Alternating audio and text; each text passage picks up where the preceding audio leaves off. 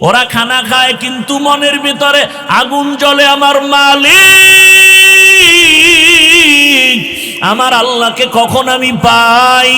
দুনিয়ার সব পেয়েছি কিন্তু এখন আমি আমার মালিকরে এখনো পেলাম না। ওরে টাকাও থাকবে না, আজ আমি যেই টাকার পেছনে দৌড়াই, গাড়ির পেছনে দৌড়াই, বাড়ির পেছনে দৌড়াই, এগুলো একদিন শেষ হয়ে যাবে। কত বাড়িওয়ালা বাড়ি রেখে জঙ্গলে দৌড়ায়, কত টাকাওয়ালা টাকা রেখে এখন ফকির হয়ে গেল, কতজনে মা বাবা আপনজন, অনেকে মা বাবা হারায় ফেললো। যে কেউ সন্তানের পাগল, হঠাৎ সন্তান ওই ভূমিকম্পে মরে গেল, কিন্তু ওগুলোর পিছনে দৌড়ায় কি লাভ? এখনো খালি, এক সময় হয়ে যাবে খালি। কিন্তু আসল মালিকের যদি আপন বানাইতে পারো, আমার আল্লাহ বলবেন বান্দা এক সময় তোর আপন ছিলাম, এখনো আপন। আয় বান্দা, তুই কবরে যখন আসবি আমি মাওলা তোর কবরকে জান্নাত বানায় দিব। তুই যদি এখন এই দুনিয়ার রং তামাশায় পড়িয়া আমি আল্লাহকে ভুলিয়া না যাও, কঠিন কবরে জাহান্নামের আগুন, ওই কঠিন সময়ও আমি আল্লাহ তোমাকে ভুলবো না। কিয়ামতের ময়দানে মানুষগুলো সব উলঙ্গ দাঁড়াবে, এমন হালাত হবে, নারীরাও উলঙ্গ, পুরুষেরাও উলঙ্গ, এমন কঠিন হালাত।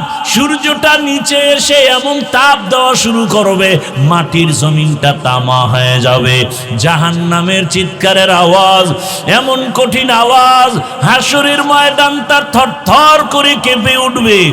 এমন অবস্থা হবে আমার আল্লাহ রাগান্বিত আওয়াজ দিবেন আর বলবেন লিমানিল মুলকুল ইয়াউম লিল্লাহিল ওয়াহিদিল কাহ্হার। এমন এক অবস্থা হবে হাসরের মাঠে, রহমতের নবী কান্না করেন ওই হাসরের মাঠে। এই পরিস্থিতিতে নবীদের কোনো গুনাহ নাই, তারাও কান্নায় বিভোর হয়ে যাবেন। আদম নবী কাঁদবেন, ও আল্লাহ আবার উপায় কি হবে আজ? মূসা নবী কাঁদবেন, আবার উপায় কি? ঈসা নবী কাঁদবেন, আমার উপায় কি? ইব্রাহিম নবী কাঁদবেন, আমার উপায় কি? ও নরসিংদীর বাবারা, নবীরা যদি কাঁদেন তোমার আমার কি উপায় হবে? ওরে তোমার আমার তো কোনো আমল নাই, নামাজ নাই, রোজা নাই, তেলাওয়াত নাই, জিকির নাই। যতটুকু নামাজ পড়ি সে নামাজের ভেতরে খুশু খুজু নাই। ওরে আমি যদি এই অবস্থায় আমার মালিকের দরবারে দাঁড়াই, আমার মাওলা আর বরদাস্ত করবেন না। আমার আল্লাহ আবার রাগান্বিত হয়ে বলবেন ওয়ামতাজুল ইয়াউমা আইয়ুহাল মুজরিমুন, এ গুনাহগারেরা নেককারদের থেকে আলাদা হইয়া যা। আজকে আমি নেককারদেরকে আরশে আজিমের নিচে ছায়া দিয়া বসাবো, আমি ওদেরকে জান্নাতের মেহমান খানায় নিয়ে যাব। আর যারা গুনাহগার বেনামাজির দল, আমি আল্লাহ পাক তোদের বাম হাতে আমলনামা দিয়া জাহান্নামের দিকে পাঠাবো। আমার আল্লাহ পাক যাদের বাম হাতে আমলনামা দিবেন এদের হালাত এমন হবে, আল্লাহ বলবে ওদের বাম হাতটা সোজা ভাবে হবে না, বুকের মাঝে ছিদ্র করে ফেল, ছিদ্র করিয়া বাম হাতটা ঢুকাইয়া পিঠের থেকে বের করে দাও। পিঠের থেকে বের করিয়া পিছনের হাতে যখন আমলনামা দিবেন আল্লাহ বলবেন ইকরা কিতাবাকা কাফা বিনাফসিকাল ইয়াউমা আলাইকা হাসিবা। ও আল্লাহর বান্দারা, আজকে আমার এত সম্মান, দুইটা চক্ষু বন্ধ করে ফিকির করো রে বাবা। আজকে আমার ডানে কত মোহাব্বতের মানুষ, বামে সামনে পেছনে অভাব নাই, কিন্তু বাবা একদিন তো আমার এই সব সারিয়া বিদায় হয়ে যেতে হবে। আজরাইল যেদিন আমার মাওলার অর্ডারে এসে হাজির হয়ে যাবে, আমার গায়ের জামাটা প্লেট দিয়া কেটে কেটে রেখে দিবে। আমার হাতের ঘড়ি আর একজনের হাতে চলে যাবে রে বাবা। আমার আপন বন্ধুটা মোবাইল নাম্বারটা কেটে ফেলবে, আমার আপন জনেরা কাঁদবে, আর বাবায় বলবে তাড়াতাড়ি কাফন কিনে নিয়ে আসো। ইমাম সাহেবকে বলবে জানাজা না দিয়া যাইও না, আমার সন্তান দুনিয়াতে বাঁচিয়া নাই। ও আমার কলিজার যুবক বাবারা, দুনিয়াতে তো রং তামাশার পেছনে কম ঘুরলা না, মনের মতো পার্কে দৌড়াইলা, মনের আশা পূরণ করিয়া সারা রাত মোবাইলে গুনাহ করলা। ওরে বাবা, তুমি সারাটা জীবন দাড়ি কাটলা, নামাজ ছাড়লা, একবারও চিন্তা করলা না কোন দিন আজরাইল এসে ধরিয়া বসে। ওরে আজরাইল এসে যদি হাজির হয়, মা কান্না করেও ধরে রাখতে পারবে না, বাবায়া ধরে রাখতে পারবে না। রুহুটা যখন নিয়ে যাবে, মাও কাঁদবে আমারে আর মা বলে ডাক দেওয়ার কেউ নাই, বাবাও কাঁদবে আমাকে বাবা বলে ডাক দেওয়ার কেউ নাই।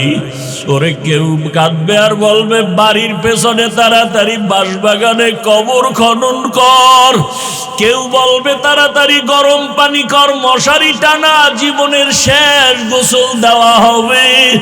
ওরে তোমার আমার লাশটা ঘর থেকে টেনে টেনে নামাইয়া গোসল দিয়া সাদা কাফনের প্যাকেট বানাইয়া যখন জানাজার খাটে উঠাবে, জানাজার ময়দানে নিবে, জানালা দিয়া মা কান্না করবে আর বলবে আমার বাবারে কই নাও, আমার বাবারে কোথায় নাও, একবারের মতো একটু চেহারাটা দেখাও। শেষবারে আমার বাবার চেহারাটা দেখি। ও যুবক বাবা, একবার মা দেখবে আর দেখা হবে নাই, শেষ। এবার জানাজা পড়াইয়া কবরের দিকে রওয়ানা। কই মা, কই বাবা, কই বন্ধু, কই আমার আপনজন, কেউ নাই। আল্লাহুম্মা সাল্লি আলা মুহাম্মাদিন নবিয়্যিল উম্মি وعلى آله وسلم تسليما وبعد فأعوذ بالله من الشيطان الرجيم بسم الله الرحمن الرحيم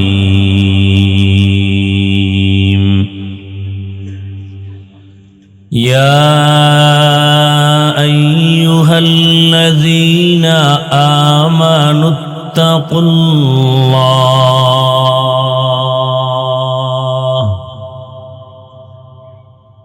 يا أيها الذين آمنوا اتقوا الله وكونوا مع الصادقين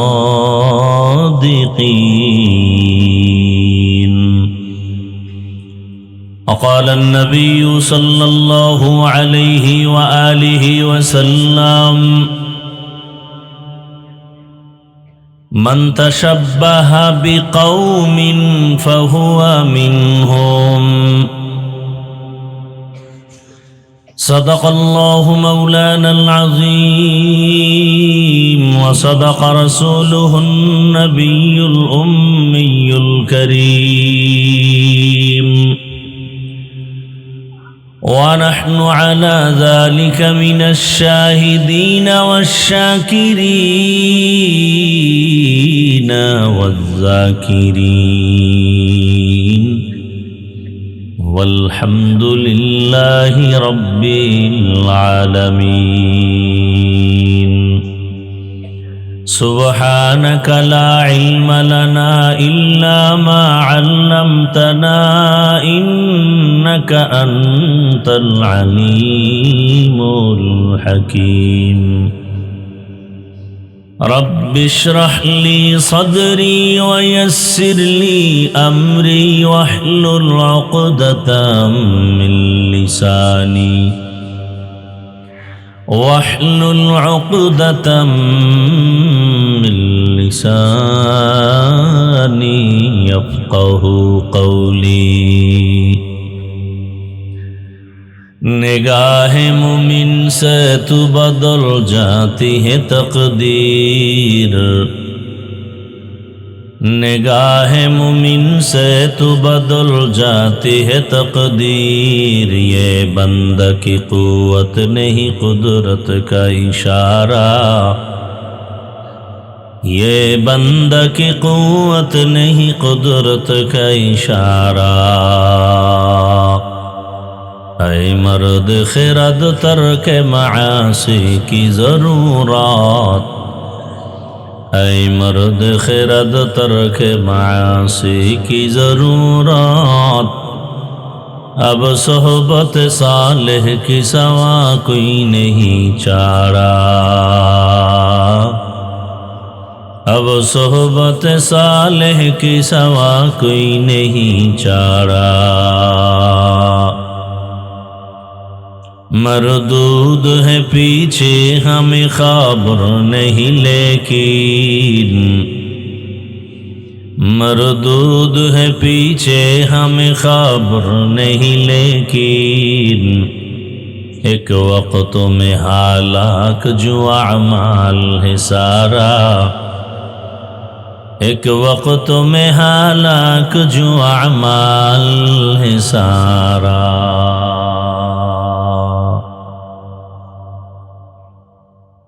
নরসিংদী জেলার প্রাণকেন্দ্রে আয়োজিত দারুল উলুম দত্তপাড়া মাদ্রাসার আয়োজনে আজকের এই 2 দিনব্যাপী ইসলামী মহাসম্মেলনের সমাপনী দিন 10 ডিসেম্বর 2025 মহতি এ মাহফিলে উপস্থিত মোহতারাম সম্মানিত সভাপতি আলহাজ আনোয়ার হোসেন সাহেব, প্রধান অতিথি আলহাজ মাসুদুর রহমান সাহেব সহ অন্যান্য অতিথিবৃন্দ, হযরত উলামায়ে কেরাম, যারা আহ্বানে এখানে হাজির হয়েছি, নরসিংদীর কৃতি সন্তান আলেম ওলামাদের আস্থাভাজন ব্যক্তি, ঐতিহ্যবাহী দারুল উলুম দত্তপাড়া মাদ্রাসার স্বনামধন্য মোহতামিম হাফেজ মাওলানা শওকত হোসেন সরকার সাহেব, আগত এলাকার বিভিন্ন স্থান থেকে আল্লাহ পাকের আশিকিন, জাকিরিন, শাকিরিন, মুহিব্বিন, মুরব্বিয়ান এজাম, কলিজার টুকরা, সমবয়সী যুবক বন্ধুগণ, স্নেহের ছোট ভাই, পর্দার আড়ালে মা বোনেরা, আল্লাহ পাকের দরবারে শুকর যে আল্লাহ আমাদেরকে সুস্থ রেখেছেন, আলহামদুলিল্লাহ। জীবনের এক অমূল্য সম্পদ আমাদের সুস্থতা। টাকা পয়সা বাড়ি গাড়ি সব আছে, কিন্তু আপনি আমি অসুস্থ, জীবনের কোনো মূল্য নাই। টাকা পয়সা বাড়ি গাড়ি তেমন নাই, কিন্তু আপনি আমি সুস্থ, এই জীবনের থেকে শান্তির জীবন। আর আল্লাহ আমাদের এই সুস্থতাকে দায়েমান কবুল করেন। এখনও যারা অসুস্থ, ঘরে বিছানায়, হসপিটাল, আল্লাহ তাদেরকেও সুস্থ করে দেন। হাজারো লাখো মানুষের ভেতর থেকে বাছাই করে দয়াময় আল্লাহ আমাদেরকে প্রচণ্ড ঠান্ডার ভেতরে দীর্ঘ সময় ধৈর্যের পরিচয়ে মাটির উপরে বসে আছেন আপনারা। আল্লাহ পাক দয়া করেছেন, না হয় এটা সম্ভব না। এজন্য আরেকবার সে দয়াময় আল্লাহর শুকর আদায় করি, আলহামদুলিল্লাহ। নবীজি বলেন, আলহামদু আলা নিয়ামতি আমানুল লিজাওয়ালিহা। নিয়ামতের শুকর আদায় করলেই আল্লাহ নিয়ামত তার উপরে শুকরের বরকতে স্থায়ী করে দেন। দরুদ ও সালাম সৈয়দুল মুরসালিন, রহমাতুল লিল আলামিন, শফিউল মুজনিবিন, খাতামুন নবিয়্যিন, সৈয়দুস সাকালাইন, ইমামুল মুরসালিন, শফিয়ে আজম, রসুল আকরাম, রহমতে আলম, নবিয়ুল আরব আল আজম, हबीब किबरिया, अशरफुल अंबिया, सैयदुल अंबिया, शफीअ महशर, साक़ी कौसर, आक़ाए नामदार, मदीना का ताजदार, आफताब नबूवत, फ़ख्र मौजूदात, सैयदुल मखलूक़ात, हज़रत मुहम्मदुर रसूलुल्लाह सल्लल्लाहु अलैहि व आलिहि वसल्लमेर ऊपर সর্বোপরি শুকর যারা এই সুন্দর আয়োজন করেছেন, বিশেষ করে এ মাদ্রাসার আসাতেজায়ে কেরাম, তালিবুল ইলম, এলাকার যুবক, বৃদ্ধ, ব্যবসায়ী, শ্রমিক, চাকুরিজীবী, বিভিন্ন শ্রেণী পেশার মানুষ সময়, পরামর্শ, অর্থ দিয়ে দোয়া করে উপস্থিত হয়ে মাইক, লাইট, প্যান্ডেলের ব্যবস্থাপনার মাধ্যমে সহযোগিতা যে যতটুকুই করেছেন, প্রত্যেককেই আল্লাহ পাক এ বরকতে দুনিয়াতে শান্তি, পরকালে মুক্তির ব্যবস্থা করে দিন।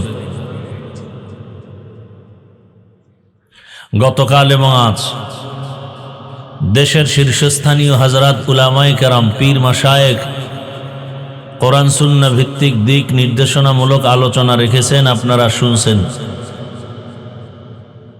বর্তমান সময়ে যাদের দিকে মানুষ তাকিয়ে আছে কোনো একটা সিদ্ধান্ত পাওয়ার আশায়,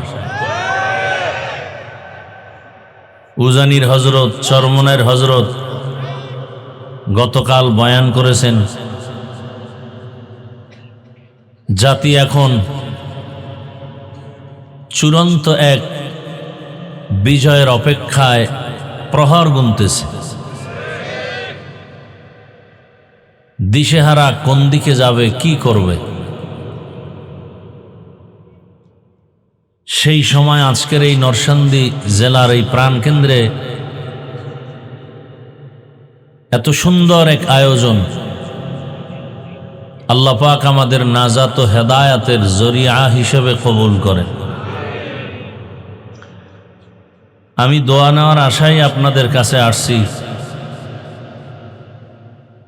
দোয়া জীবনের সব থেকে বড় পুঁজি, সফলতার জন্য। আর দোয়া হুয়াল ইবাদাহ, দোয়া একটা স্বতন্ত্র ইবাদত। আপনাদের সকলের যেই পরিমাণ একচ্ছত্রভাবে দোয়ার প্রয়োজন, আপনাদের সবার দোয়া আমার একার প্রয়োজন।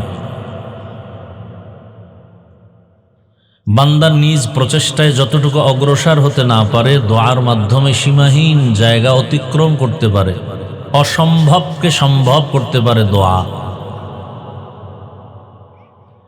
এ মজলিসে অবশ্যই আল্লাহর কিছু প্রিয় বান্দা আছেন যারা কিছু চাইলে আল্লাহ ফিরাই দিবেন না। লাউ আকসামা আলাল্লাহ লা আবাররা।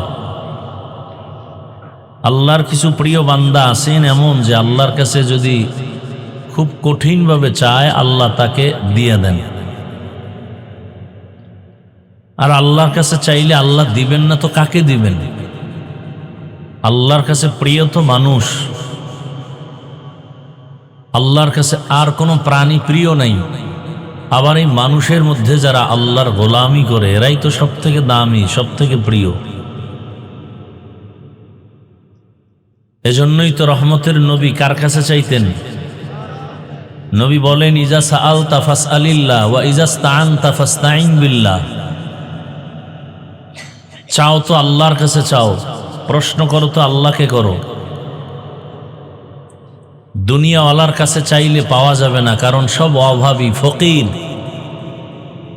আল্লাহ তো ফকির না, চূড়ান্ত ধনী। বলে কেমন ধনী? বলে প্রশংসিত ধনী। আগুন জ্বলবে আর গরম হবে না, এটা হতে পারে না। কথা বুঝেন? বাতি জ্বলবে আর অন্ধকার থাকবে, এটা হতে পারে না। ইসলাম কায়েম হবে আর অশান্তি থাকবে, এটা হতে পারে না। জেনা বেবিচার চলবে, চুরি ডাকাতি চলবে, খুন ধর্ষণ চলবে আর ভূমিকম্প হবে না, এটা হতে পারে না। কলবের ভেতরে জালজালা হবে আর শরীরে কম্পন হবে না, এটা হতে পারে না।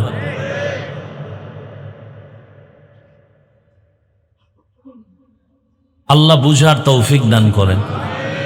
সব বয়ানের মূল কথা বুঝ ঠিক করা। বয়ান আপনারা সবাই জানেন, শুধু বুঝ ঠিক নেই। বুঝ ঠিক থাকলে, আমি টুপি পরছি, আপনি যে আল্লাহর গোলাম, আমি সে আল্লাহর গোলাম, আপনি যে নবীর উম্মত, আমি সে নবীর উম্মত, আপনি যে কোরআন মানেন, সে কোরআন আমি মানি, আপনার কালেমা আমার কালেমা, আপনার ধর্ম আমার ধর্ম, সব এক, কাবা এক। দুনিয়াতে আসছি সিস্টেম এক, বিদায় বেলা কাফনের সংখ্যা এক, কালার এক, কবরের সাইজ এক, প্রশ্ন এক। তাহলে আমি টুপি পরছি, আপনাকে টুপি পরেন না কেন? আপনাকে টুপির জন্য আলাদা বয়ান দিতে হবে কেন? আমি দাড়ি রাখছি, আপনি দাড়ি রাখেন না কেন? দাড়ির জন্য আলাদা বয়ান দিতে হবে কেন? দাড়ি কামানো যে গুনাহ, এটা কে না জানে? এখানে জানে। আপনি দাড়ি রাখেন না, বরং আলাদা আপনাকে দাড়ির ফজিলতের বয়ান দিতে হয়। কেন? বুশ ঠিক নেই। কি ঠিক নেই? বুশটা ঠিক হয়ে গেলে হুজুর না, কলেজের প্রফেসর দাড়ি রেখে দেবে। বুশ ঠিক হয়ে গেলে র্যাবের চাকরি করেনেওয়ালা র্যাবও দাড়ি রেখে দিবে। আর বুশ যদি ঠিক না হয়, তাহলে আমার মতো হুজুরও মহিলাকে এক জায়গায় বসাইয়া একসাথে আড্ডা দিবে। আমার বুঝ কি টুপি দিলেই শান্তি সম্মান, আপনার বুঝ কি টুপি দিলেই মাথা গরম, আমার বুঝ কি দাড়ি রাখলেই সম্মান, আপনার বুঝটা কি দাড়ি রাখলেই যৌবনের ভাব শেষ। অথচ দাড়ি কাটলে, এই মোবাইলে আকাম করো, ভালো করার কিছু কাজ আছে না? এই দাড়ি কাটলে শরীরের কি কি ক্ষতি হয়, চিকিৎসা বিজ্ঞানীরা কি বলছে এটা তো মানবা। হুজুর গোটা না মানলেও তুমগো জাহান নামে যাওয়া লাগবে না, জান্নাত রিজার্ভ হয়ে যাবে। কিন্তু চিকিৎসা বিজ্ঞানী যারা, এদের কথা তো তুমি অমান্য করলে তুমি মানুষ থাকবা না। চিকিৎসা বিজ্ঞানীরা কি বলে, রিসার্চ করছে দাড়ি কাটলে কি হয়। পরকালের ভিডা তো ভিন্ন। নগদ শাস্তি কি? চোখের পাওয়ার কমে যাবে। নগদ শাস্তি কি? যৌবন দৌড় দিবে। দাড়ি কামানো বাড়ছে, যৌবনও দৌড় দিছে। হার্বাল কোম্পানি ওপেন চ্যালেঞ্জও দেওয়া শুরু করছে। এগুলো কি মাঠে বলার কথা? লজ্জা ফেলায় বলতেছি এই বেহায়া মানুষগুলোকে বুঝাবার জন্য। এরপরও তো লজ্জা হয় না। আল্লাহ হেদায়াত দান করুন। আরো বলবো, এটি সাইডে দিছি। দাড়ি কামানো যেই গুনাহ, দাড়ি ছোট করে রাখা একই গুনাহ। আরো মারাত্মক অপরাধ হলো একজনারও মোনাজাত কখনোই কবুল হবে না, কবুল হবে না, কোনো মোনাজাত কবুল হবে না যতদিন পর্যন্ত দাড়ি রাখার জন্য নিয়ত না করবে। আরো বলবো, যারা দাড়ি কাটে আর ছাটে দোনো দলের 24 ঘন্টার সেকেন্ডে সেকেন্ডে সেকেন্ডে সেকেন্ডে সেকেন্ডে সেকেন্ডে অল টাইম কবিরা গুনাহ, কবিরা গুনাহ, কবিরা গুনাহ। ও ঘুমায় থাকলেও গুনাহ লেখা বন্ধ নেই। বলার দরকার মনে করি না। আল্লাহ যদি বুঝ দেয় তো এক কথায় বুঝ, আর যদি না দেয় তো আমি হাফিজুর রহমান কেন আর মক্কা মদিনার ইমাম কেন? রসুল বুঝাইলেও ওর কপাল খুলবে না। এবার বুঝেন কত বড় নিকৃষ্ট কপাল পোড়া যে রসুলের বয়ানেও হেদায়াতের দরজা খুলে না। এমন কোন নিকৃষ্ট বেঈমানের কথা আপনাদের জানা আছে? যেই রসুলকে দেখলেই পেটের ক্ষুধা থাকে না, যেই রসুলকে মোহাব্বতের নজরে দেখলে জাহান্নামের আগুন হারাম, সেই রসুলকে 13 বছর দেখলো, বয়ান শুনলো, এক দস্তারখানে খাইলো, কালেমা পড়লো না। এরকম কপালওয়ালার নাম জানেন কি নাম? আবু জাহাল। আবু জাহাল, জাহলুন। আবার অন্যদিকে 27 বছরের যুবক তরবারি নিয়ে দৌড়ায় রসুলকে জবাই করবে। কয় বছরের যুবক? নবীজির দেখা মাত্র তরবারি ফালায় বলেন নবী মাফ চাই, কালেমা পড়ায় দেন।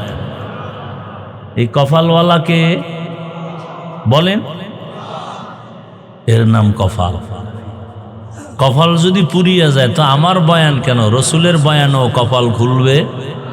মাইয়াহদিল্লাহু ফাহুয়াল মুহতাদ ওয়া মান ইউদ্লিল ফালান তাজিদ লাহু ওয়ালিয়াম মুরশিদা। আল্লাহ যাকে হেদায়েত দিবেন সে পেয়ে যাবে। যার কপাল খারাপ আল্লাহ তাকে হেদায়েত দিবেন না, সে হেদায়েত পাবে পরের কথা, হেদায়েত পাওয়ার কোনো মুর্শিদও পাবে না, পথ প্রদর্শক পাবে না। কপাল বড় কঠিন জিনিস।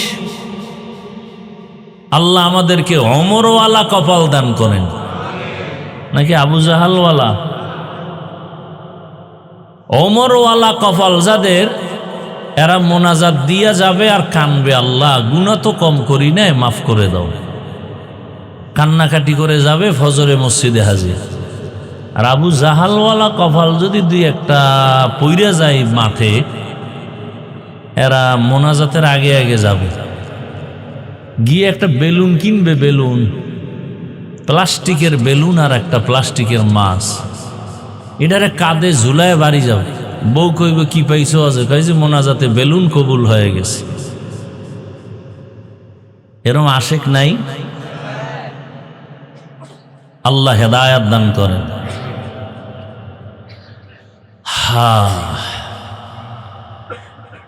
ওয়াজ যখন শুরু হবে তখন অ্যাকশনও শুরু হবে। কোথায় অ্যাকশন শুরু হবে? কলবে। কলবের মধ্যে যখন অ্যাকশন শুরু হবে, চোখ বেয়ে পানি বের হবে। থানায় নিয়া যুবকের পুলিশ বেতের বাড়ি দেয়, অপরাধীকে কাঁদে না। কোরআনের বাগানে বসে বয়ান চলছে আল্লাহওয়ালার, 200 হাত দূরে বসে যুবক কাঁদে কেন? ওরে মারে কে? আল্লাহ মারে? ওয়াজ হচ্ছে আর অ্যাকশন শুরু হচ্ছে। এটা একটা অপারেশন থিয়েটার। দুনিয়ার হসপিটালে অপারেশন হয় বডির, আর কোরআনের বাগানে অপারেশন হয় কলবের, রুহের। হসপিটালে অপারেশন হয় দেহের, কোরআনের বাগানে অপারেশন হয় রুহের। হসপিটালে ওখানে অপারেশনের জন্য সময় দিতে হবে, টাকা ব্যয় করতে হবে, রক্ত যাবে, সেলাই লাগবে, এরপরে সাইন দিতে হবে নিদাবির, এরপরে কান্না শুরু হয়ে যাবে রুগীর আশপাশ যারা আপনজন তাদের। এখানে অপারেশন হবে, টাকা যাবে না, সময় যাবে, সাইন দেওয়া লাগবে না, কিন্তু অপারেশন সাকসেস যখন হয়ে যাবে তখনই চোখে পানি আসবে। যার চোখে পানি আসবে বোঝা যাবে অপারেশন কামিয়াব, কলবের অপারেশন সাকসেস। আল্লাহ হেদায়াতের দৌলত দিয়ে আমাদেরকে কবুল করে। যে আয়াত ও হাদিস পড়েছি তরজমাটা বলে নিই। ইয়া আইয়ুহাল্লাযীনা আমানুত্তাকুল্লাহা ওয়া কুনু মা'আস সাদিকিন। ও দুনিয়ার মুমিনেরা, আল্লাহকে ভয় করো, তাকওয়া অর্জন করো। জমিনের মধ্যে যারা আল্লাহর প্রিয় বান্দা সত্যবাদী মুমিন তাদের বন্ধু হয়ে থাকো। নবীজি বলেন, মান তাশাব্বাহা বিকৌমিন ফাহুয়া মিনহুম। যে ব্যক্তি যেই দলের সাথে চলাফে তার হাসর হবে। আয়াত ও হাদিসের তরজমা শেষ, খুব খেয়াল করবেন। হাদিসের উপরে কয়েক মিনিট কথা। নবীজি বলেন, মান তাশাব্বাহা বিকৌমিন ফাহুয়া মিনহুম। যার সাথে উঠা বসা, ভালোবাসা, মোহাব্বত, কিয়ামতে তার সাথেই উঠা হবে। এটাকে আমরা বাংলায় কেমনে বলি? যার সাথে যার মোহাব্বত তার সাথে তার। যাদের চলাফেরা উঠা বসা আব্রাহাম লিঙ্কনের গণতন্ত্রের সাথে আছে না নাই? বলে গণতন্ত্রের জন্য আমরা জীবন দিতে প্রস্তুত, গণতন্ত্র রক্ষায় আমরা জীবন দিব। গণতন্ত্রের আবিষ্কারক আব্রাহাম লিঙ্কন, নাম শুনছেন কখনো? জগৎ বিখ্যাত কুতুবুল আলম, পীরে কামেল না বেঈমান? বেঈমান। যারা এই গণতন্ত্রের পেছনে উঠা বসা, ভালোবাসা, মোহাব্বত, কিয়ামতের দিন আব্রাহাম লিঙ্কনের সাথে তার হাসর হবে। যার চলাফেরা উঠা বসা শেখ মুজিবুর রহমান সাহেবের আদর্শ নিয়ে, আর গর্ব করে বলে আমি শেখ মুজিবের সৈনিক, তার আদর্শ আমরা বাস্তবায়ন চাই, কিয়ামতের দিন তাদের সাথে হাসর হবে। যার সাথে যার মোহাব্বত, জিয়াউর রহমান সাহেবের আদর্শের সাথে যাদের উঠা বসা, ভালোবাসা, মোহাব্বত, কিয়ামতের দিন তার সাথে হাসর হবে। এরশাদ সাহেবের আদর্শের উপরে যাদের চলাফেরা, উঠা বসা, মোহাব্বত, কিয়ামতের দিন তার সাথে হাসর হবে।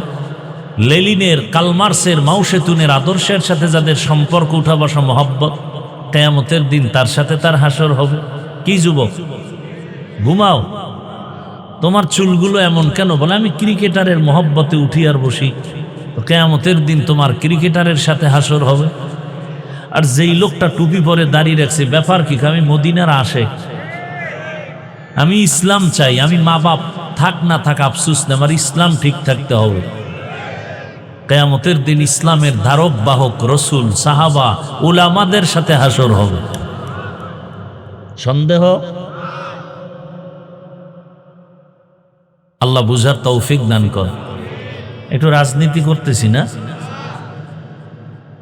কেন, সমস্যা কি? আল্লাহর কোরআনে থাকলে করি, না থাকলে করব না। আমি কোনো ব্যক্তির রাজনীতি করব না, আল্লাহর কোরআনে থাকলে করি। কি? হ্যাঁ, এখানে একটু প্রশ্ন অনেকের আছে যে পরিবারের যত নীতি, সমাধানমূলক অর্থনীতি, পৌরনীতি, সব বিষয় সমাধান আল্লাহ কোরআনে দিছেন না দেন নাই? তবে আল্লাহ বেশি ব্যস্ত ছিলেন তো, সেই কারণে রাষ্ট্রের নীতি দিতে ভুলে গেছিলেন। হ্যাঁ, তো অনেকে বলেন যে রাজনীতির সাথে ধর্মকে টানবেন না, বলে না? বলে না? রাজনীতির সাথে ধর্মকে মিলাবেন না, টানবেন না। আরে ভাই, আমাদের ধর্ম ইসলাম আর রাজনীতি আলাদা ছিল কবে? হ্যাঁ, বরং আমাদের ইসলাম যা, রাষ্ট্রনীতি তা। ইসলাম ছাড়া আমাদের কোনো নীতি নেই। সমাজনীতি, পরিবার নীতি, সব নীতি সব ইসলামের নীতি। কথা বলেন না কেন? একেবারে একটার সাথে আর একটা লাগানো। বলে কেমন? বলে সূর্যের সাথে আলোটা যেমন লাগানো, ফুলের সাথে ঘ্রাণটা যেমন লাগানো, আমাদের পরিবার নীতির সাথে ইসলাম লাগানো, অর্থনীতির সাথে ইসলাম লাগানো। অর্থনীতি মানে ইসলাম।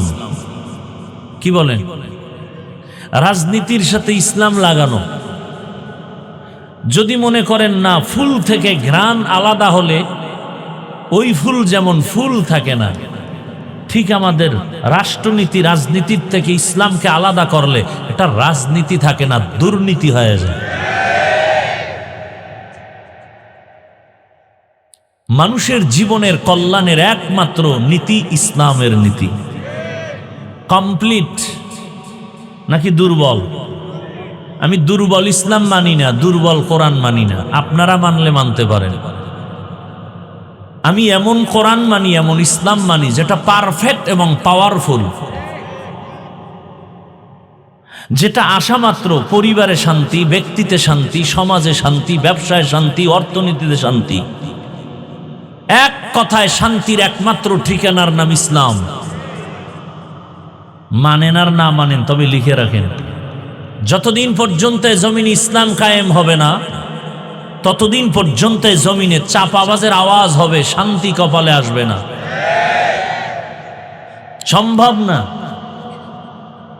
কোনোভাবেই সম্ভব না। ইসলাম মানতে সমস্যাটা কি আপনাদের বলেন? নামাজের ইমামতি মানছেন না আলেমরে? কি ইমানের পরেই নামাজ? একজন আলেমের পিছনে নামাজ পড়তে বাধা। বিবাহের সময় ইমাম মানছেন কারে? আলেম। বাধা সেখানে বাধা নাই, সংসদে আলেম গেলে বাধা কেন? রাষ্ট্রের ইমাম মানতে আলেমকে ইমাম মানতে বাধা কেন? হ্যাঁ, আলেমরা পারবে না কিছু না? আপনারা কি পারছেন? আপনারা কি পারছেন? বাবার সামনে মেয়েকে উলঙ্গ করে ধর্ষণ করতে পেরেছেন। স্বামীর সামনে তার স্ত্রীকে উলঙ্গ করে ধর্ষণ করতে পেরেছেন। আপনারা কি পেরেছেন? ব্যবসায়ীর দোকানে লুটপাট করতে পেরেছেন। কোনোদিন এটা আলেমের দ্বারা সম্ভব? কোনোদিন সম্ভব না, কল্পনাই করা যায় না। বরং ইসলাম আসলে এই পুরা বাংলাদেশ হবে বেহেশতের বাগান। হিন্দু শান্তিতে থাকবে, খ্রিস্টান শান্তিতে থাকবে, ইহুদি শান্তিতে থাকবে, সমস্ত গরিবরা হবে ধনী। বাংলাদেশে একটা গরিব থাকবে না, জাকাত নেওয়ার টাকা খাওয়ার লোক থাকবে না, সব ধনী হয়ে যাবে। আগামীকাল সকালবেলা পূর্ব দিক থেকে সূর্য উঠার মধ্যে যেমন সন্দেহ নাই, ইসলাম কায়েম হলে সব গরিবরা ধনী হবে, এ কথায় কোনো সন্দেহ নাই। যে সন্দেহ করবে সে বেঈমান। ইসলামের অর্থনীতি গরিবের জন্য। সমস্যা হলো বিড়িখোরেরা ভাবে আছে ইসলাম আসলাম গো, বিড়িখোরের উপায় কি? শাহ আতাউল্লাহ বুখারী রহমতুল্লাহ আলাইহি বয়ান করতেছেন জান্নাতের বয়ান, মা তাশতাহি আনফুসুকুম, কি জান্নাত আল্লাহ দিবেন, সেখানে ডুববা, যা চাইবা তাই পাইবা। একজনে কয় বিড়ি ভামুনি, যেমন প্রশ্ন তেমন জবাব। হুজুর কয় বিড়ি পাইলেও পাইতে পারো, তবে আগুন আনতে গেলে তো জাহান্নামে যেতে হবে, আর জাহান্নামে যখন বিড়ি ধরাইতে যাবি তখন টের পাবি কত ধানে কত চা। আচ্ছা বলেন তো, এই প্যান্ডেলে কোনো বিড়িখোর সম্মানিত ব্যক্তি আছে না নেই? এখানে আসার পরে কয়টা বিড়ি টানছেন? কেন কেউ মাইকে বলছে বিড়ি টানলে ফিডামু? টানে না কেন? হ্যাঁ, বাংলাদেশে ইসলাম আসলে তো পুরা দেশটা এরকম পরিবেশ হবে, বিড়িখোর নিজের থেকে বলবে যে বিড়ি টানা যাবে না, মদখোর নিজের থেকে বলবে না এই পরিবেশে মদ পান করা যাবে না। ইসলাম এটাকে দেখেন, এই যে সারা এত রাত প্রচন্ড শীত, এরপরও আপনারা বসে আছেন পৃথিবীর 3rd ক্লাসের বিছানার মধ্যে, কোয়ালিটিহীন ব্যবস্থাপনায়। এটা কোয়ালিটি না। আপনাদের কোনো টাকাওয়ালা যদি মানুষগুলোকে বসাতে চাইতেন তা আপনাদেরকে ফ্রি গাড়ি দিতেন, ফ্রি গাড়ি দিয়ে আনতো, তাও কিন্তু এই বেহেশতি মানুষ আসতো না, সব গাঞ্জাখোরেরা এসে বসে থাকতো। এরপরে বসার জন্য ভিআইপি ব্যবস্থা, ভিআইপি চেয়ার, নন ভিআইপি পেছনে, এরপরে নাস্তা, যদি নাস্তা দেরি তো চেয়ারের বাড়ি, এরপরে আবার যদি বাইরে বাইরে শুরু হয়ে যায় আবার একজনে ভিডিও করে দেখায়, দেখেন তো আমরা নিজেদের দলওয়ালারা কত বড় বেয়াদ্দব, নিজেদের অপকর্ম আবার দেখায়। আপনাদের ফ্রি গাড়ি দিছে, বসার স্থান ভিআইপি, পৃথিবীতে এর থেকে নরমাল কোনো বিছানা হতে পারে? অনেকে ঘাসের উপরে মাটির উপরে বসছেন। নাস্তা কতবার দেওয়া হয়েছে? দেওয়া হবে? হবে না? বড় কঠিন বিষয়। নাস্তাও দেওয়া হবে না? হ্যাঁ, আচ্ছা এতগুলো মানুষকে নিয়ন্ত্রণের জন্য ওই সাহেবের পুলিশ লাগতো না? পাওয়ার থাকলে র্যাব, আরো হেডম থাকলে আর্মি, আরো হেডম থাকলে বিডিআর, আরেকটু হেডম থাকলে কুত্তা। কারণ মানুষের উপরে বিশ্বাস নাই, বডিগার্ড বডির উপরে মেরে দিবে, কুকুর বেঈমানি করবে না।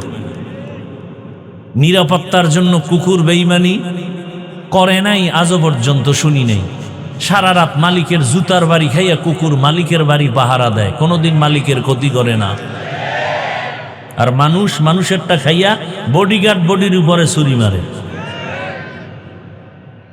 এখানে এতগুলো মানুষকে নিয়ন্ত্রণের জন্য কোনো প্রশাসন, পুলিশ, কোনো আওয়াজ নাই, চুপচাপ সবাই অধীর আগ্রহে বসে আছে। কই গেছে ঘুম, কই খানা, কোনো পেরেশানি নাই, কষ্ট নাই, ঠান্ডার ভেতরে চুপচাপ বসে আছে, চুপচাপ। এটা কেমনে সম্ভব? নগদ প্রমাণ, ইসলাম মানলেই সম্ভব। এটা ইসলাম পারবে, কসম আল্লাহর, আর কেউ পারবে না। কে পারবে? ইসলাম। ইসলাম দেখায় দিছে, এর নাম শান্তি। এটা ইসলাম পারে। কে বড়, কে ছোট, কে ধনী, কে গরিব, সব একাকার হয়ে বসে আছে। মানুষ পাগল হয়ে যায় না খাইয়া, খাওয়ার জন্য এত পাগল। মসজিদে গিয়াও খানা, হাটে আর চাটে। আর এখানে কোনো পেরেশানি নেই, ঠান্ডা প্রচন্ড, শিশিরের পানি ঝরছে, বসার বিছানা চরম 3rd ক্লাসের বিছানা। পৃথিবীর কোনো অনুষ্ঠানে এই বিছানা দিলে জুতা ছাড়া উপায় নেই। এটা কিভাবে সম্ভব? কিভাবে সম্ভব? এর নাম ইসলাম। এর নাম কি? ইসলাম কি বলে? দুজন এক জায়গায় হলে কি দাও? কি দাও? সালাম মানে কি? এই শান্তি শুরু, শান্তি। ইসলাম বলে বড়রা ছোটদেরকে মায়ার নজরে দেখো, ছোটরা বড়দেরকে সম্মানের নজরে দেখো। মাল্লাম ইয়ারহাম সগীরানা ওয়ালাম ইউক্কির কাবীরানা ফালাইসা মিন্না। আল্লাহর জাতের কসম, দুনিয়ার সব বড়রা ছোটদেরকে যদি মায়ার নজরে দেখেন, কোনোদিন বড়রা ছোটদের উপরে জুলুম করবে না। সব ছোটরা বড়দেরকে সম্মানের নজরে যদি দেখেন, কোনোদিন ছোটরা বড়দের সাথে বেয়াদবি করবে না। এটা ইসলাম পারে, আর কেউ পারে না। ইসলাম বলে কর্মচারী কাজ করবে, তাড়াতাড়ি ঘাম ঝরার আগে বেতন দাও। কর্মচারীর বেতন যদি আগে দিয়ে দেন, কোনোদিন কর্মচারী কাজে ফাঁকি দিবে না। আর যদি বেতন নাই রাখেন, তাহলে কাজে ফাঁকি দিয়ে মোবাইল চালাবে। ইসলাম আসলে সব মানুষ শান্তিতে চলবে। রাত্র 1টার সময় এখান থেকে নারী হেঁটে যাবে, ওর দিকে কেউ চোখ তুলে তাকাতে পারবে না। চোখ তুললে ওর চোখ উপরে ফেলা হবে। এর নাম ইসলাম। চুরি করবে, হাত কাটা হবে। একজনে কয় ইসলাম আসলে উপায় নাই, হাত কাটবে। এদেশে হাত আর থাকবে না। সৌদি আরবে কি হাতওয়ালা মানুষ নেই? আরে ভাই, এক চোরের হাত কাটবে বাইতুল মুকাররমে ঘোষণা দিয়া। এক চোরের হাত কাটলে পুরা দেশ ঠান্ডা হয়ে যায়। এর নাম ইসলাম। আর কোনোদিন মা ধর্ষিতা হবে না, বোন ধর্ষিতা হবে না, শিশু ধর্ষিতা হবে না, হিন্দু নিরাপত্তাহীনতায় ভুগবে না, ব্যবসায়ী চান্দাবাজি ধান্দাবাজির পেরেশানিতে ভুগবে না। কখন এটা হবে? ইসলাম আসে। কথা ঠিক না? হ্যাঁ, তবে এখানে একটা ফাঁক আছে। ফাঁক কি? আপনি ইসলাম রাজনীতি ইসলামেরটা করেন না, আপনার সাথে কোনো ঝগড়া নাই, খুব খেয়াল করবেন। কিন্তু যদি বলেন আমি ইসলামের রাজনীতি পছন্দ করি না, তাহলে আর আপনার সাথে কোনো আপোষ নেই। এখানে বহু লোক আছে নামাজ ঠিক মতো পড়ে না, কিন্তু সে মুমিন। যদি বলে নামাজ পছন্দ করি না, সাথে সাথে বেঈমান। দাড়ি রাখেন না, আপনি মুমিন, কিন্তু যদি বলেন দাড়ি পছন্দ করি না, বেঈমান। পর্দা করেন না, আপনি মুমিন, আপনাকে বুঝাবো। যদি বলেন পর্দার বিধান পছন্দ করি না, বেঈমান। কথা ঠিক না?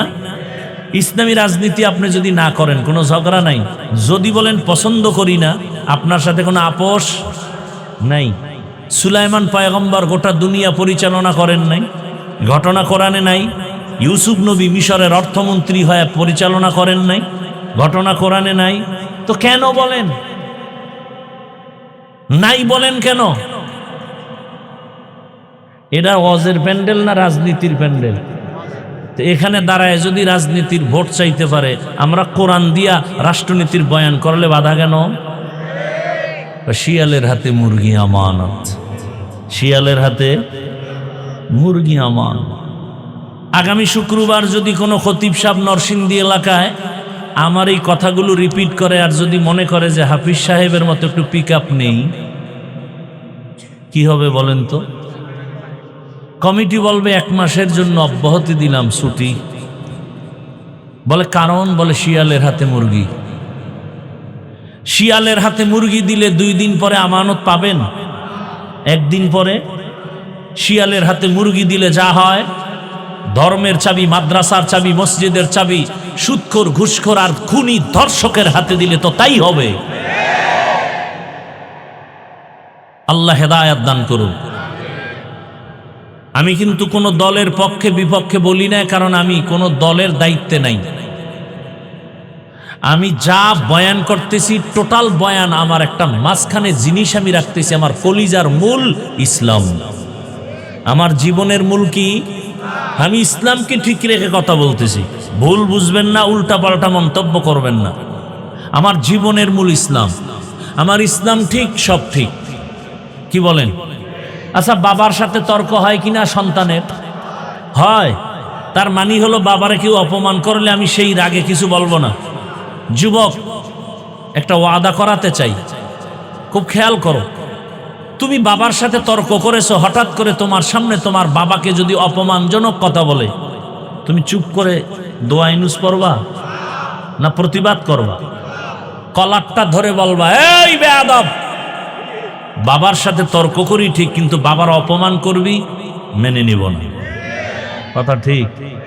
ঠিক ইসলামের বেলা একটা ওয়াদা করেন, নামাজ পড়তে পারেন না, রোজা রাখতে পারেন না, দাড়ি রাখতে পারেন না, কিন্তু এই ওয়াদাটা করবেন, অন্তত আপনি কি আল্লাহকে ভালোবাসেন না, ইসলামকে ভালোবাসেন না? তো এতটুকু ওয়াদা করবেন যে আমি নামাজ না পড়লেও, রোজা রাখতে না পারলেও, দাড়ি রাখতে না পারলেও অন্তত ইসলামকে, কোরআন হাদিস, আল্লাহকে, রসুলকে, কোরআন হাদিস যাদের থেকে শিখছি সে আলেমকে অপমান হতে দিব না।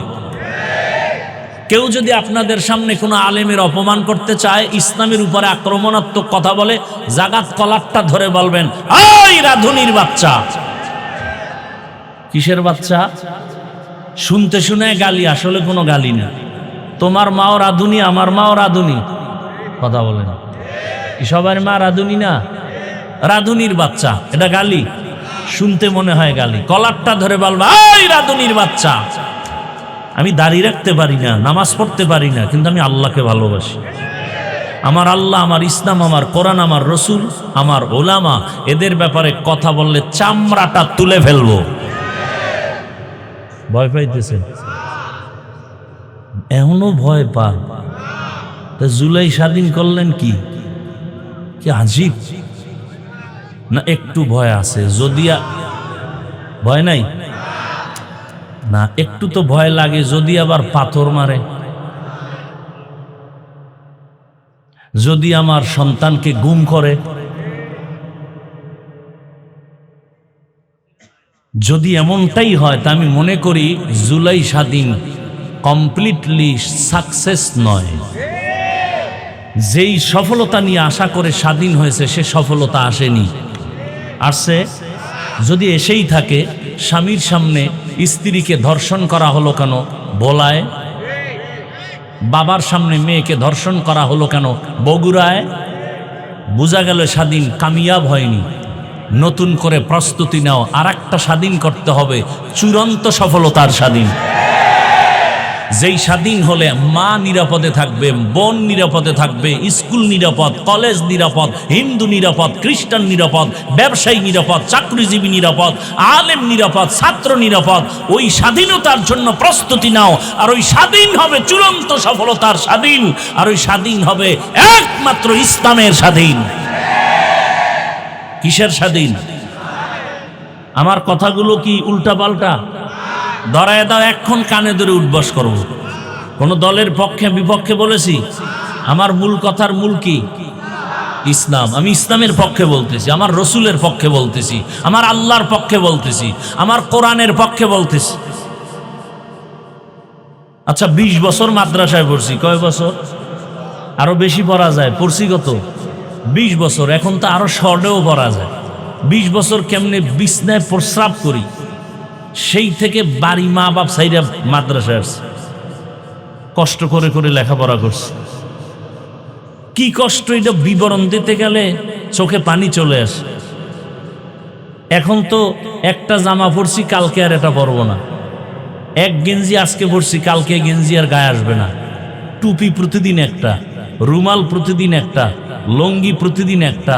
আর সেই সময়ের এক জামা 150 টাকায় কিনা 2.5 বছর পরছি। এক লঙ্গি ছিঁড়ে গেছে, সেলাই করে পড়ছি। ভাত খাইছি বোর্ডিংয়ে, 2 বার ভাত দিত, আদা বাটি, সকাল 10টায় আর আসরের পরে। তরকারি কি? পাতলা ডাইল। আর তরকারি সাথে কি? আমার মা বাড়িতে গেছি 4 মাস আগে, তখন প্লাস্টিকের ডিব্বায় পোড়ামরিচ গুঁড়া করে দিছে। আর আব্বাজান আধা কেজি আলু কিনার টাকা দিছে। সে আধা কেজি আলু কিনা ভাতের মধ্যে সিদ্ধ দিতাম, কেটে কেটে নাম লেখে কলম দিয়া। যখন ভাত ডালতো পাখার পরে, ওই নাম দেখে দেখে আলু নিয়ে আসতাম ভর্তা বানানোর জন্য। আধা কেজি আলু, চিন্তা করছি 2 মাস পরে বাবাই আসতে পারে, তাহলে 2 মাস খাইতে হইবে পোড়ামরিচ দিয়া। আর আধা বাটি ভাত, এটারে ভাগ করে 4 বার খাইছি। আর এই কষ্টের জীবনটা কি করছি? 24টা ঘন্টা কোরআন হাদিস, কোরআন হাদিস, কোরআন হাদিস, কোরআন হাদিস পড়ছি এই 20 বছর, আর কিছু না।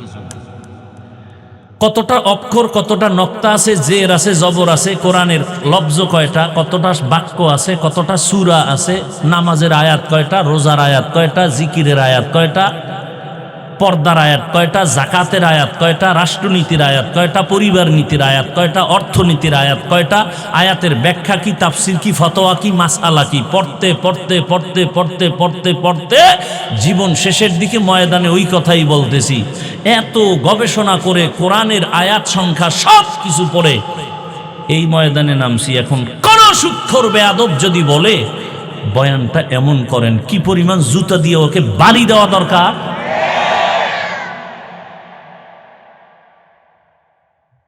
আল্লাহ হেদায়াত দান করেন। তা আলেমকে যখন স্টেজে উল্টাপাল্টা করে, আপনারা মোয়া চা বানার মজা নেন। সব ময়দানের মানুষ যদি দাঁড়ায় বলতো, এই বেয়াদব, আল্লাহকে চিনছি, কালেমা শিখছি, নামাজ শিখছি, আলেম থেকে অপমান করলি কেন? বিচার না হওয়া পর্যন্ত তোকে এখান থেকে বিদায় করা যাবে না। এক বেয়াদবকে সোজা করতে টোটাল দেশ সোজা হয়ে যেত। ভয় পাইতেছেন? ভয়কে জয় করতে হবে ইসলাম দিয়ে। ভয়কে জয় করতে হবে ইসলাম দিয়ে। আল্লাহ বুঝার তৌফিক দান করেন। লঙ্গির ভিতরে গোবর লাগছে, গোবর পাক না নাপাক? এই নাপাক দূর করতে কি লাগবে? পানি। অচেনা পথে ঘুরতে ঘুরতে আধা ঘন্টা পানি নেই, গাছের নিচে বয়ে জিমেইতেছে, আহারে পানি পাই না, উপায় কি? একজনে একা, তুমি পাগল হয়ে গেছো, এত মেহনত করো, তোমার নিজের কাছেই তো স্পেশাল পানি আছে না নাই? কি পানি? প্রস্রাব। কয় ভাই, বুদ্ধিটাতে আধা ঘন্টা আগে আসিলি তুই। এই বুদ্ধি সেই সময় দিলে আমার এত ঘাম ছুটানোর দরকার হতো না। উনি প্রস্রাব দিয়া গোবর ধুইয়া ফেলছে। বলেন তো কত পাক হইছে? হইছে পাক না নাপাক আরো ছড়ায় গেছে? ভালো করে মনে রাখো জাতি, গোবরের নাপাক প্রস্রাব দিয়া ধুইলে যেমন নাপাক আরো ছড়ায়, দুর্নীতিবাজ, চাঁদাবাজ, ধর্ষক, খুনি, চরিত্রহীন লম্পটকে যদি বলো আমারে নরসিংদী এই শহরটাকে পাক বানায় দাও, আরো নাপাক হবে। বুঝেন কিছু? কি বুঝছেন এতক্ষণ আলোচনায়? ভোটের আগের রাতে সেই পচা পায়খানার টাকা খেতেই হবে। ভোটের আগের রাতে টাকা খাবেন না? বলেন কি? সেই রাতেরই তো বরকতের টাকা খাবেন আর ইজ্জত বিক্রি করবেন। এরপরে দেখবেন একসময় আপনার মাইয়ের উপরে হামলা। কিও? ভোটের আগে না তোর মাইয়ার ইজ্জত কিনে নিছি।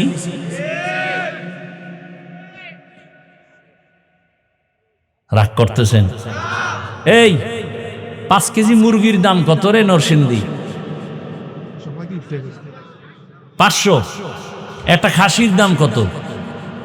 মোটামুটি ভালো খাসি একটা গরুর দাম কত? কথা বলে না। আর একটা গরু 1 লাখ। উটের দাম আরো বেশি। আচ্ছা, আপনার তো আশরাফুল মখলুক, হ্যাঁ? আপনার দাম কি গরুর মতো, ছাগলের মতো, মুরগির মতো? তা আপনি 500 টাকায় বিক্রি হলেন কেন ভোটের আগের রাতে? ওই নিমক হারাম জাতি, টাকায় তো গরু বিক্রি হয়, পশু বিক্রি হয়, আশরাফুল মখলুক তো বিক্রি হতে পারে না।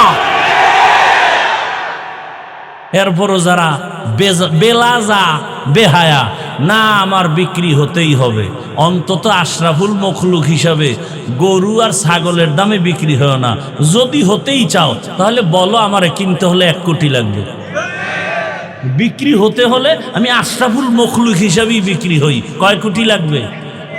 ছাগলের দামে বিক্রি হও, পশুর দামে বিক্রি হও, মানুষ তো কখনো বিক্রি হতে পারে না। টাকায় বিক্রি হয় পশু। এত নির্লজ্জ কেন? এত নির্লজ্জ কেন? আল্লাহ হেদায়েত দান করুন। খুব রাগ আছে অন্তরে, খুব রাগ। আল্লাহ সবাইকে মাফ করে দিন।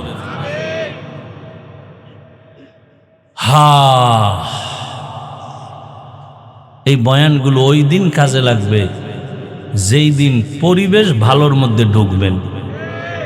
বাসে লেখা আছে ধূমপান নিষেধ, আছে না নাই? কেউ করে না? ড্রাইভারও বিড়ি টানে, হেল্পারও কন্ট্রাক্টরে টাকা না থাকলে ধার করে টানে, আমি বাধা দিলে ধোঁয়াটা আমারে মারে। আর আমার বাবার টাকায় পায়খানা খাই, তোমার কি? মসজিদে লেখা আছে ধূমপান নিষেধ, আছে? কেউ করে? এর নাম পরিবেশ। বাসে লেখার পরেও করে, ওখানের পরিবেশ কিনা? এটাকে বাংলায় বলে সৎসঙ্গে অসৎসঙ্গে সোহবতে সালেহ তোরা সালেহ কুনাত, সোহবতে তালে তোরা তালে কুনাত জামানা, সোহবতে বা আউলিয়া বেহতরাজ সদ সালাত বেরিয়া। এবার মোনাজাত দিয়ে দিলে তো হয়। কেন এতক্ষণ কি ফাও আলাপ করছি? হ্যাঁ, তা আর একটু বসবেন। আল্লাহ সবাইকে কবুল করেন। সৎসঙ্গে অসৎসঙ্গে ভালো করে মনে রাখবেন। আল্লাহ তাআলা বলেন, ও মুমিন আমাকে ভয় কর। বারবার আল্লাহ বলেন আমাকে ভয় করো, ভয় করো, ভয় করো। কোরআনের শুরুতেও বলেন হুদাল্লিল মুত্তাকিন, কোরআনের শেষেও বলেন ওয়াত্তাকু ইয়াওমান তুরজাউনা ফীহি ইলাল্লাহ। এমনকি আপনার আমার রসুল যার কোনো গুনাহ নাই, কেমন রহমতের নবী আমার, যেই নবীর কোনো গুনাহ নাই, এরে আল্লাহর গোলাম, মুসা নবী আল্লাহর বন্ধু, ঈসা নবী আল্লাহর বন্ধু, ইব্রাহিম আল্লাহর বন্ধু, সব নবী রাসূল আমার আল্লাহ তাআলার বন্ধু। আপনার আমার নবীও আল্লাহর বন্ধু। ব্যবধানটা কোথায়? সব নবী রাসূল আমার আল্লাহ তাআলার আশিক, আর আমার আল্লাহ একা হলেন শুধু মুহাম্মদের আশিক। ইমামুল আউয়ালিন আল আখিরিন রাহমাতাল লিল আলামিন সাইয়্যিদুল কাউনাইন খাতমুল মুরসালিন আখির আমদ বুদে ফখরুল আউয়ালিন। ভাইরা আমার, আল্লাহ বলেন আমাকে ভয় করো।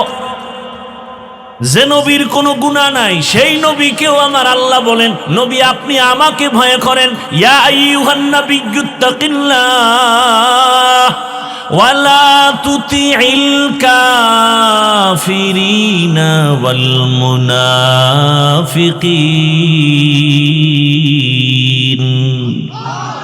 হে নবী আপনি আমাকে ভয় করেন, কাফের মুনাফিকের অনুগত্য করবেন না, অনুসরণ করবেন না। কারণ কাফের মুনাফিক মুসলমানের চূড়ান্ত বন্ধু না দুশমন? ভাইরা আমার, তাহলে এত ভয় করতে কেন আল্লাহ বলেন? এই ভয়ের নাম তাকওয়া, এই ভয়ের নাম খশিয়া, এই ভয়ের নাম খৌফ। ওয়া আম্মা মান খাফা মাকাম রাব্বিহি ওয়া নাহান নাফসা আনিল হাওয়া ফাইন্নাল জান্নাতা হিয়াল মাওয়া। হর কে দারত খৌফে হকদার দিল মাদাম জান্নাতুল মাওয়া দেহদ রামাকাম জুজবা হকচি জে মখাজ ইনসোজা ফজলে উআ মস্তে দর জুমলা জাহা। খৌফুন মানিও ভয়, খশিয়াতুন মানিও ভয়। ইন্নামা ইয়াখশাল্লাহ মিন ইবাদিহিল উলামা। দুনিয়াতে আল্লাহর বান্দাদের মধ্যে উলামা, তারা আল্লাহকে তুলনামূলক বেশি ভয় করবেন। ভয় করার মানে কি? যদি আমি প্রশ্ন করি মাঠে, এই মাঠে আপনারা কারা কারা আল্লাহকে ভয় করেন, যদি প্রশ্ন করি সবাই হাত উঠায় বলবে আমরা ভয় করি। যদি বেশি চালাক হয় দোনো পা আলগি দিয়ে বলবে আমরা চার হাত পা আল্লাহকে ভয় করি। চালাক বলবে হুজুরদের থেকে ভয় করি। অত সেখানে এমনও ভয় করনেওয়ালা বান্দা আছে নামাজ নাই, নামাজ পড়ে না, তারপরে বলে আল্লাহকে ভয় করি। আর আমি নামাজ পড়িয়া বলি আল্লাহকে ভয় করি। আপনি রোজা রেখে বলেন আল্লাহকে ভয় করি, আমি রোজা রেখে বলি আল্লাহকে ভয় করি। আপনি হারাম খান আর বলেন আল্লাহকে ভয় করি, আমি হালাল খেয়ে বলি আল্লাহকে ভয় করি। দুই ভয় কি সমান? মূলত আপনি ভয় করেন না, কারণ কি? ভয়টা কি জিনিস আসলে বুঝেনই নাই। একটা সন্তান মা বাবাকে ভয় করে, প্রমাণ কি? বলে মা বাবার সামনে অন্যায় করে না। প্রমাণ কেন করে না? বলে শাস্তির ভয়, মাইরের ভয়। একটা ছাত্র শিক্ষকের ভয় করে, প্রমাণ কি? বলে শিক্ষকের সামনে অন্যায় করে না। কারণ কি? বলে শিক্ষকের শাস্তির ভয় করে না। ঠিক এই দুনিয়ায় কোনো মানুষ যদি আমার আল্লাহকে আসলেই ভয় করেন, গলায় ছুরি লাগাবে, দাড়ির মধ্যে অস্ত্র লাগাবে না। तो को जाओ सुन्नते अहमद को जाबा मोहम्मद कैबुअद निस्बत तोरा मन अहब्बा सुन्नती कौले रसूल मजदाए का नमाई हम कुन कबूल। এই তাকওয়ার এত দাম কেন, এত গুরুত্ব কেন? কারণ তাকওয়া হলেই তুই বিনা হিসাবে জান্নাতি। শুধু জান্নাতি না, দুনিয়ায় বাদশাহ, পরকালেও বাদশাহ। ইন্না আকরামাকুম ইনদাল্লাহি আতকাকুম। আমার কাছে সবথেকে দামি ওই ব্যক্তি যে তাকওয়া নিয়ে চলবে, আল্লাহর ভয়। তাকওয়াওয়ালাদেরকে আল্লাহ পাক রব্বুল আলামিন দুনিয়াতেও সম্মানিত করেন, আখিরাতেও সম্মানিত করবেন। আর এই তাকওয়া, এই আল্লাহর ভয়টা নিজে নিজে অর্জন করা যাবে না, ঘুমের মধ্যেও পাওয়া যাবে না। আল্লাহর এই ভয় বা তাকওয়া যদি অর্জন করতে চাও, ক্বালান নবিয়্যু সাল্লাল্লাহু আলাইহি ওয়া আলিহি ওয়াসাল্লাম লিকুল্লি শাইইন মা'দিনুন মা'দিনুত তাকওয়া কুলুবুল আরিফিন। ভালো ভালো জিনিস রাখার গোডাউন আছে, ফ্যাক্টরি আছে। তাকওয়ার গোডাউন হলো আল্লাহর ওলিদের কলব, আল্লাহওয়ালাদের দিল বা কলব হলো তাকওয়ার গোডাউন। তাদের সাথে লাইন লাগাও, সংযোগ লাগায় দাও, মেলার মতো মিলে যাও। এই পরিমাণ মিলো যে তাদের রঙে তুমি রঙিন হয়ে যাও। খালিতুহুম লিতাকুনু মিসলাহুম। এমন ভাবে তুমি আল্লাহওয়ালাদের সাথে মিলো যে তার রঙে তুমি রঙিন হয়ে যাও। এমন রঙিন হও, রাস্তা দিয়া আশরাফ আলী থানবী হাঁটেন, পাশে খলিফা আজিজুল হাসানও হাঁটেন। চিনা যায় না কে আশরাফ আলী কে আজিজুল হাসান, কারণ দোনোজনার টুপি এক, পোশাক এক। আল্লাহর মোহাব্বতের রাস্তায় দোনোজনে এমন ভাবে মিলো, মেলার মতো যদি মিলতে পারো, তোমার ভেতরে তাকওয়া চলে আসবে। নেক নজরটা যদি লেগে যায়, কারণ আল্লাহওয়ালাদের নজরের মধ্যেও পাওয়ার, আল্লাহওয়ালাদের চাহনির মধ্যে পাওয়ার। আল্লাহ তাআলার নবী বলেন, ক্বালান নবিয়্যু সাল্লাল্লাহু আলাইহি ওয়া আলিহি ওয়াসাল্লাম ইত্তাকু ফিরাসাতাল মুমিন ফাইন্নাহু ইয়ানজুরু বিনূরিল্লাহ। আল্লাহর ওলি যারা আরিফিন, এদের কলবের পাওয়ার বড় কঠিন, এদের নজরে পাওয়ার লাগানো। তোমরা যা দেখো না তারা তা অনেক কিছু দেখেন। তুমি দেখো না কেন, তিনি দেখেন কেন? বলে নিজের চামড়ার চোখে দেখেন না, আল্লাহর দেওয়া নূরের আলো দিয়ে তারা দেখেন। আউলিয়ারা কারে উকবা ইখতিয়ার, জাহেলারা কারে দুনিয়া ইখতিয়ার। আল্লাহওয়ালা রাতারাতি হওয়া যায় না। এরা তাকওয়ার উপরে মুজাহাদা করেন, মুরাকাবা করেন, এত পরিমাণ প্রচেষ্টা চালান। আল্লাহকে পাওয়ার জন্য রাত নাই, দিন নাই, ঘুম নাই। খানা খাইতে গেল আমার আল্লাহর মোহাব্বত, খায় খায় লোকমা দেয়, আবার নিঃশ্বাস ছাড়ে, মনে হয় যেন বাড়ি পাইছি, গাড়ি পাইছি, স্ত্রী পাইলাম, সন্তান পাইলাম, টাকা পয়সা পাইলাম। কিন্তু যে আমারে বাড়ির মালিক বানাইছেন, টাকার মালিক বানাইছেন, তারে এখনো পাইলাম না। ওই মালিকের তো এখনো পাই নাই। ছেলেরে পাইলাম, মেয়ে পাইলাম, টাকা পয়সা সব, ক্ষমতাও পাইলাম, সম্মানের চেয়ার পাইলাম, কিন্তু আমার এই সম্মানের চেয়ারে কে বসাইছেন? ওই মালিকের এখনো চিনলাম না। ওই মালিক আমার কত সুন্দর। বান্দা ভাবতে ভাবতে ভাবতে ভাবতে এমন একটা হালাত তৈরি হয়, তেরা আয়না आलमे रंग बू है, तेरा आयना आलमे रंग बू है, जिधर दिखता हो उधर तू ही तू है। আল্লাহর মোহাব্বতের বান্দা। দুনিয়ার সবাই তো যেই জিনিস চায় ওই জিনিসের পেছনে দৌড়ায়।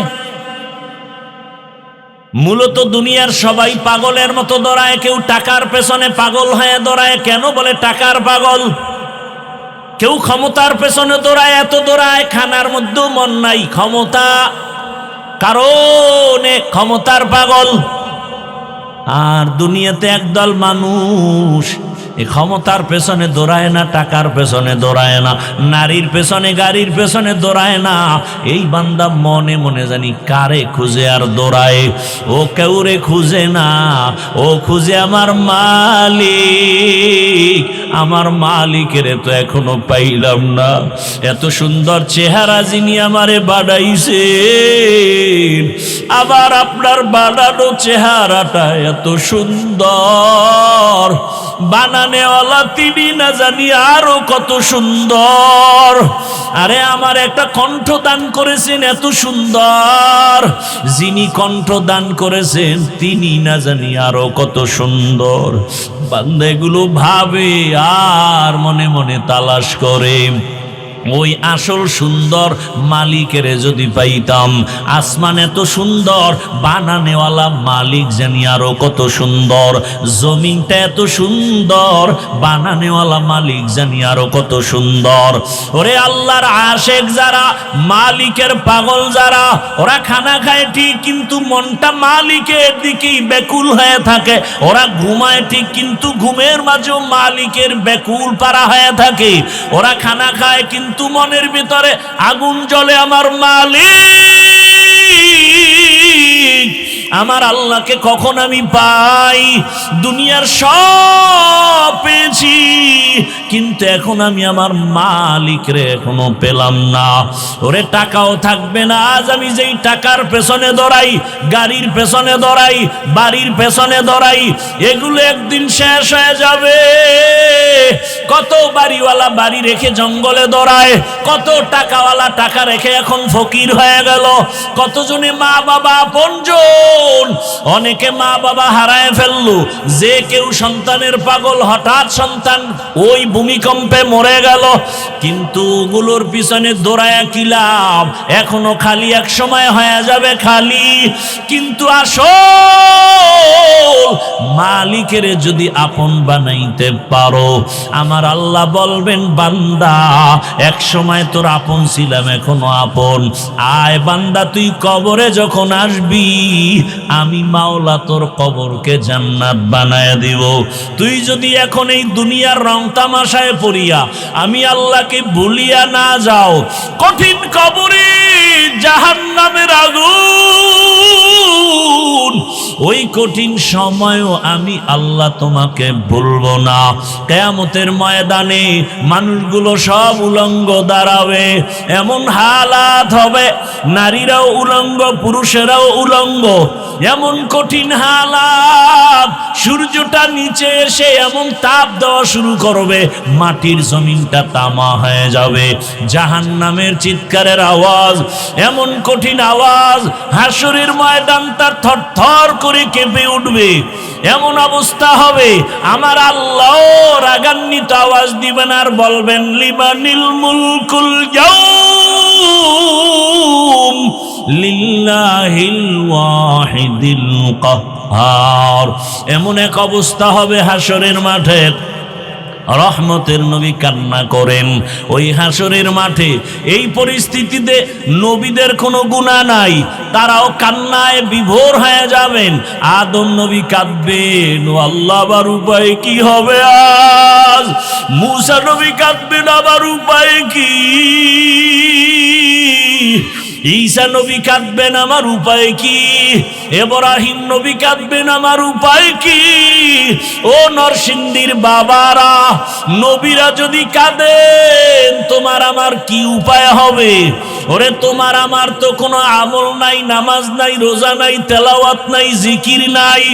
যতটুকু নামাজ পড়ি সে নামাজের ভেতরে খুশু খুজু নাই। ওরে আমি যদি এই অবস্থায় আমার মালিকের দরবারে দাঁড়াই, আমার মাওলা আর বরদাস্ত করবেন না। আমার আল্লাহ আবার রাগান্বিত হয়ে বলবেন, ওয়ামতাজুল ইয়াউমা আইয়ুহাল মুজরিমুন, এ গুনাহগারেরা নেককারদের থেকে আলাদা হইয়া যা। আজকে আমি নেককারদেরকে আরশে আজিমের নিচে ছায়া দিয়া বসাবো। আমি ওদেরকে জান্নাতের মেহমান খানায় নিয়ে যাব। আর যারা গুনাহগার বেনামাজির দল, আমি আল্লাহ পাক তোদের বাম হাতে আমলনামা দিয়া জাহান্নামের দিকে পাঠাবো।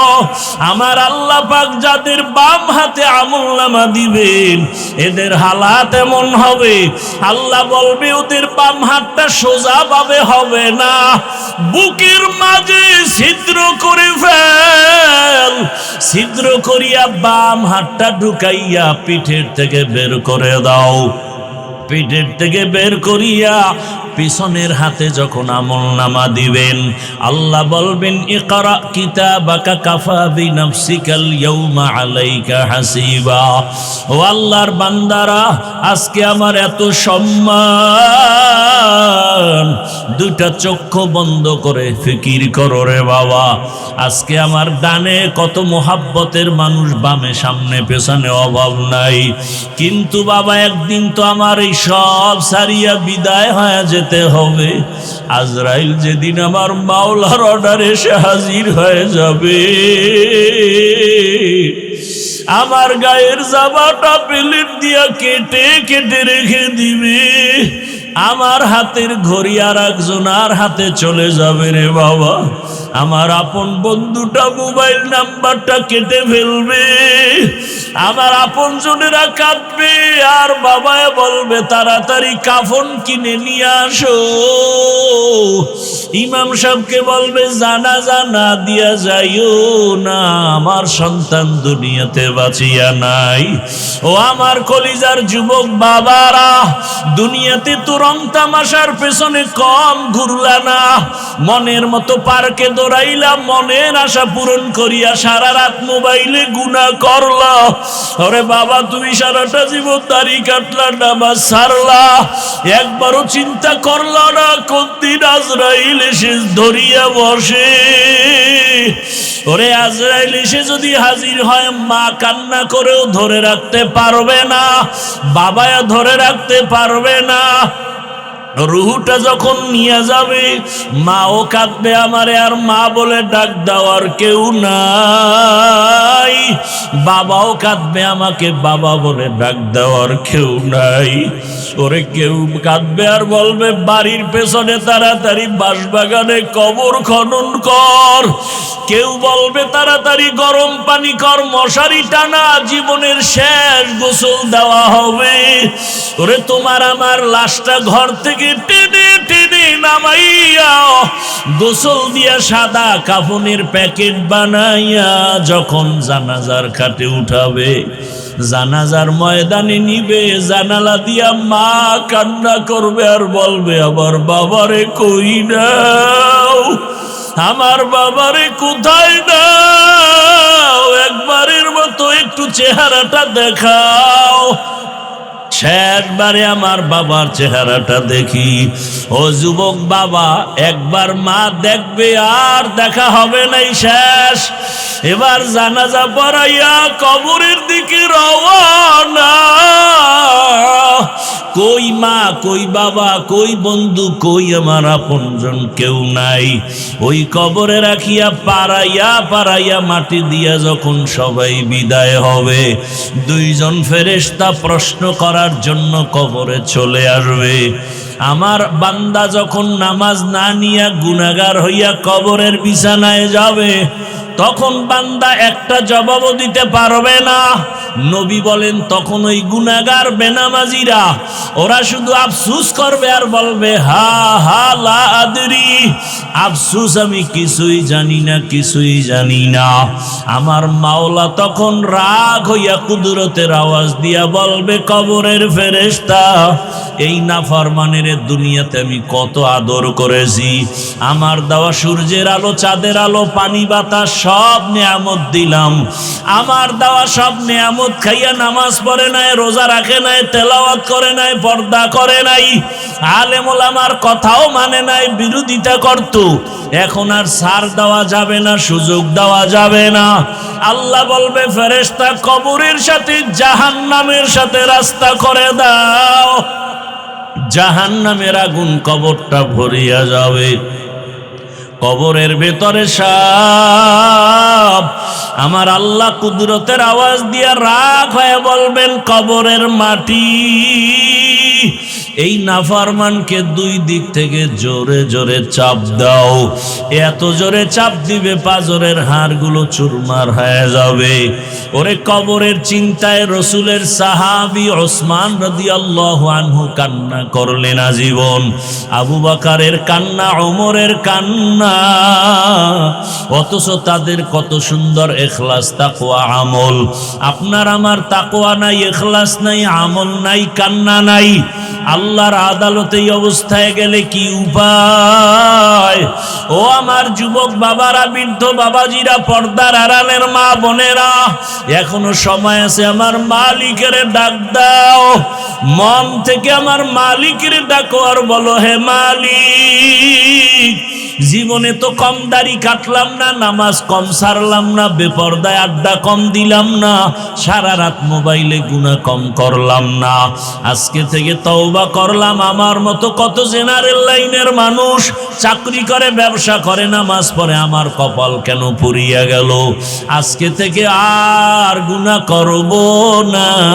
মা বাবার দোয়া নিয়া, শিক্ষকের দোয়া নিয়া, ওলামায়ে কেরামের দোয়া নিয়া, নবীর তরিকা মেনে, আদর্শ মেনে চলবো। ওলামায়ে কেরামের দোয়া নিয়া চলবো, পরামর্শ নিয়া চলবো। আর কোরআন হাদিস ইসলামের বিপক্ষে যাব না।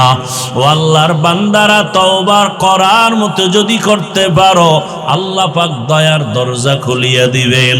যদি তওবার নিয়ত অন্তরে থাকে, মুনাফিকি না থাকে, খাঁটি তওবার নিয়তে দুটো হাত আল্লাহকে দেখায় দাও। আয় আল্লাহ, আমাদের তওবা কবুল করে নেন, হাতগুলো কবুল করে নেন। তওবার উপরে মজবুত হইয়া চলার তৌফিক আমাদের দান করেন, আমিন। আলহামদুলিল্লাহি রাব্বিল আলামিন। والصلاة والسلام على سيد الأنبياء والمرسلين وعلى آله وأصحابه أجمعين يا أرحم الراحمين يا أرحم الراحمين يا أرحم الراحمين رب ارحمهما كما ربياني صغيرا رب ارحمهما كما ربياني صغيرا اللهم إنك عفو كريم اللهم إنك عفو كريم تحب العفو فاعف عنا. اللهم إنا نسألك رضاك والجنة ونعوذ بك من سخطك والنار. اللهم إنا نعوذ بك من البرص والجنون والجذام وسيء الأسقام. اللهم ارحمني بترك المعاصي. اللهم ارحمني بترك المعاصي. اللهم ارحمني بترك المعاصي.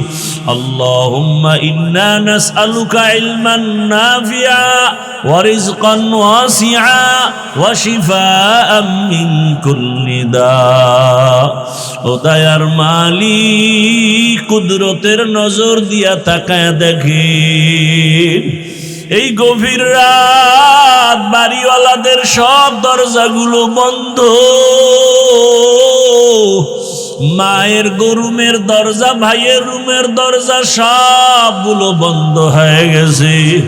ও আল্লাহ, আপনার রহমতের দরজা খোলা। আমরা এই গভীর রাতে আপনার কুদরতের দরজায় হাজির। আয় আল্লাহ, নফসের ধোকায় গুনাহ করেছি। আমার মা বাবা আপনজনেরা কেউ জানে না আমি কত বড় গুনাহগার। ও আল্লাহ, আপনি তো জানেন আমার মতো গুনাহগার কেউ নাই। এই চেয়ারে বসিয়া কথা বলার কোনো যোগ্যতা নাই। গুনার কারণে আমার হাত না পাক, আমার চোখ না পাক, আমার জিহ্বা না পাক, আমার অন্তর না পাক। ও আল্লাহ, এবার লজ্জিত হইয়া তওবার নিয়তে আসছি আপনার কুদরতের দরওয়াজায়। আর গুনাহ করব না রে আল্লাহ, আর নামাজ ছাড়ব না, বেপরদায় চলব না, আর দাড়ি কাটব না,